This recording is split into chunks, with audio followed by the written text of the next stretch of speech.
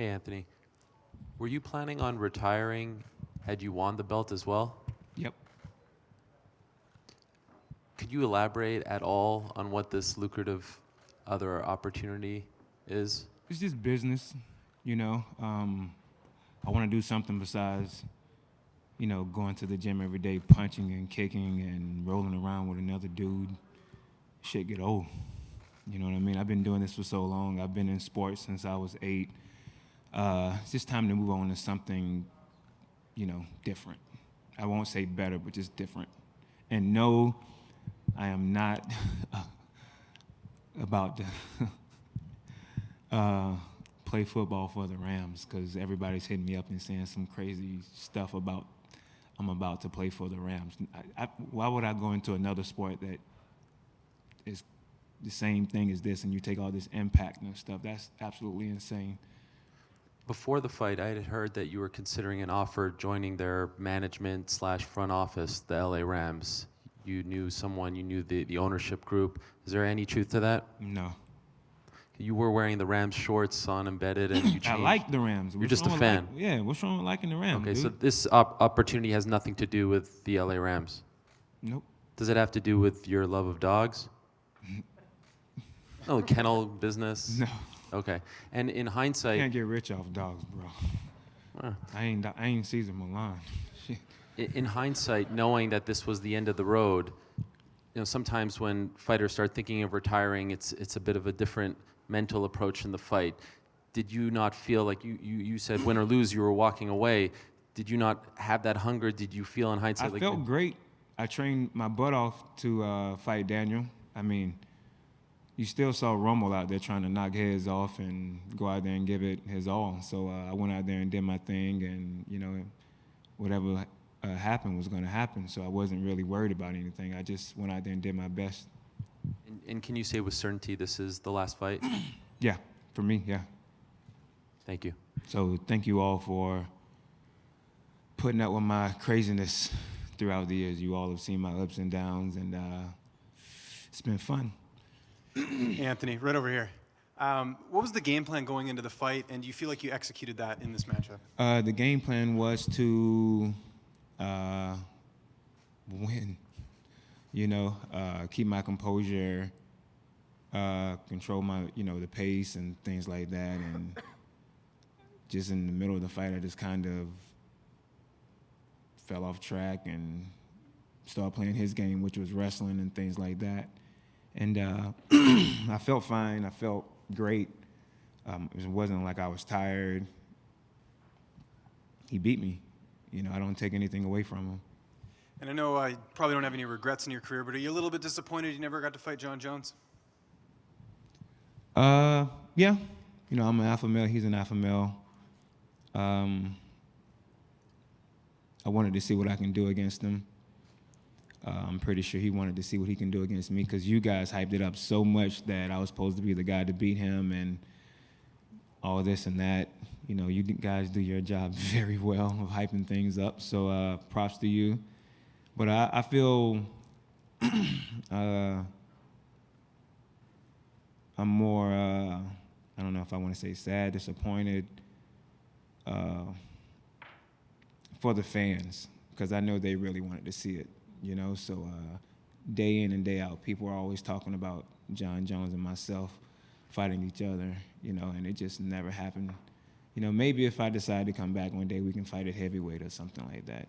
And that brings me to the next question. I think a lot of people thought, you might move up to heavyweight. You had some success there in the past. You fought Andrei Arlovsky. Did that ever cross your mind of moving up? Because, it's kind of one of those divisions that's kind of going through a bit of an influx.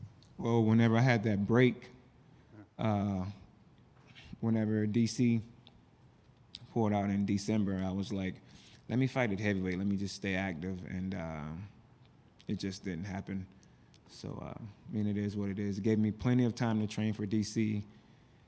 So, but we all saw the results. It is what it is. And quickly, last question. How happy were you to see Des Green get a win tonight? I know how much it meant to him, especially winning in Buffalo. I was happy for all of my guys. My guys went out there and they did their thing. So I'm extremely happy for them. I've seen those guys grow and improve day in and day out. So those guys have a bright future. Anthony here. This announcement today obviously is a big surprise in the world of MMA. This is a rare opportunity for us to get a glimpse inside the mind of an athlete when you come to this decision. Can you perhaps explain how you got to this point and what this evening was like from you, from arriving to the arena, knowing that this is going to be your last time, walking to the ring, before the fight starts, the whole thing? Can you put it into words for us? I was just soaking it all in, you know what I mean? But no matter what, I was gonna go out there and do my best. You know, I hadn't checked out anything, but I knew what I needed to do regardless. You know, and of course, I mean, I'm an athlete. I've always been an athlete, so I wanted to go out on top. And, you know, it's been a fun ride. Patrick? No, I'm sorry. I mean, honestly, it leaves you kind of like speechless. You just don't know what to say, really. Patrick Cote was very emotional. I can tell you've been a little emotional. So how have you dealt with that part of today, or maybe even over the past few days leading up to this, the emotion aspect of it?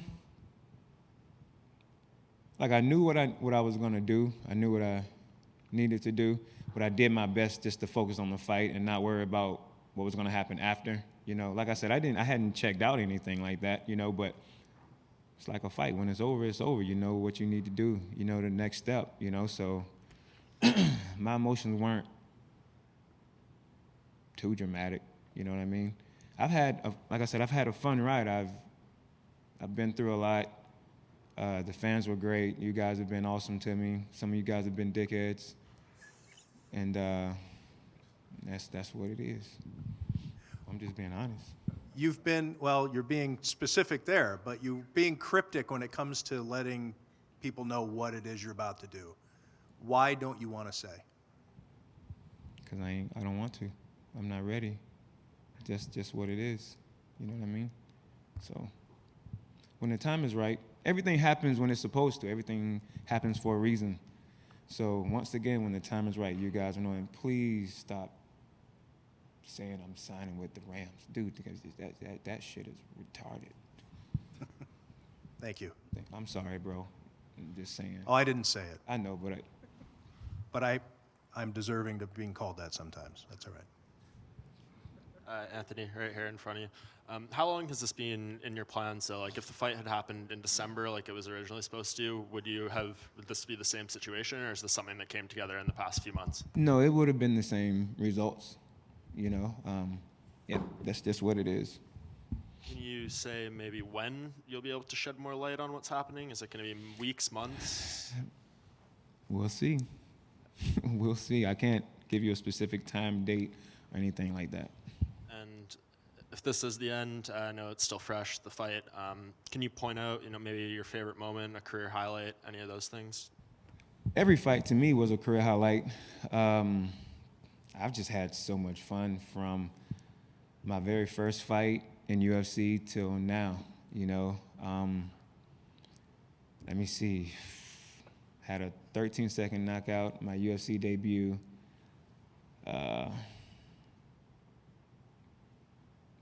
To the point where my eyeball damn near got poked out, you know, with fighting Kevin Burns and coming back and knocking him out with the rematch, and then missing weight and fighting Vitor, you know, and then getting cut from UFC and making my way back, and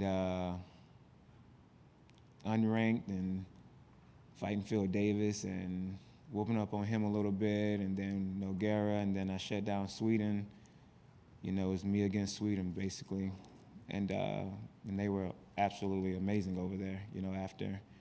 And to fighting Daniel, to getting ready for John, and then everything happening with him, and then, you know, coming back again and knocking everybody out after that, knocking teeth out, and then coming back and losing. All of this has just been amazing. I don't regret one single thing that when it comes to MMA. Hey, Rumble, right over here, right here. Talking about fights, speaking of fights, all the memorable ones, do you have one specifically where it was like, wow, like the toughest fight you could think of? Yeah, that was the toughest fight I could possibly think of. It was always with myself. You know, that's just what it is. That's everybody's fight. You know what I mean? You always battle yourself, not the opponent. Final question: how would you like fans to remember Rumble Johnson? Just the guy that went out there and went all out and just never gave up. And even when I was down and was getting stepped on and kicked and things like that, I still kept going. You know, I didn't win all of my fights, obviously, but I went out there and did my best. And I think people appreciated what I did for them and what they saw in me out there. I hope that I made a lot of people happy and excited to see me fight. Anthony, Not many people can go through hell and back like I did and still rise to the top. I didn't win a title, but I was still knocking at that door. You know what I'm saying? So nobody can say they did what I did. what do you mean when you say the toughest battle was with yourself?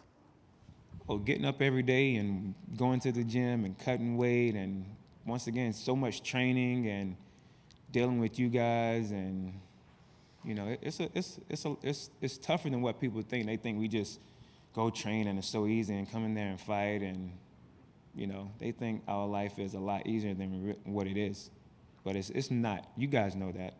Do you wish that you would have fought at 205 earlier in your career? No, because if I would have tried to go up to fight at 185, I had Anderson and Rich Franklin and those guys. They would have whooped up on me so bad. And then, you know, trying to fight at 205, I got Randy and Chuck Liddell at the time when I first started. You know, I would have got beat up even worse. And, yeah, if I hadn't have fought at 170, a lot of you guys probably wouldn't know who Rumble Johnson is. And just last thing, how much does your decision to walk away have to do with what's going on, you know, with the team and changing management and all that drama? Nothing None at of it. all. Okay. Nothing at all. Thank you.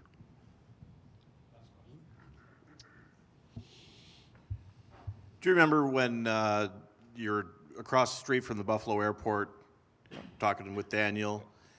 On that day, he talked about not the want to fight John Jones. We talked about how he felt that he needed to do that. Is that what you took away from that? Explain to me what you think his mindset was and is right now. I don't know. I mean, You were there that day. yeah. What do you think? What was he? Daniel's just a determined guy. He has the willpower to keep going, and he knows what he wants. You know what I mean?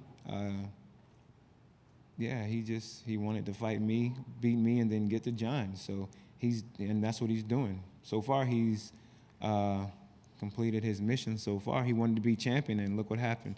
Regardless, he's the champ. If I remember it correctly, and correct me if I'm wrong, he felt like it was something that he had to do. That he's kind of been haunted by this whole thing. Is that the way you saw it?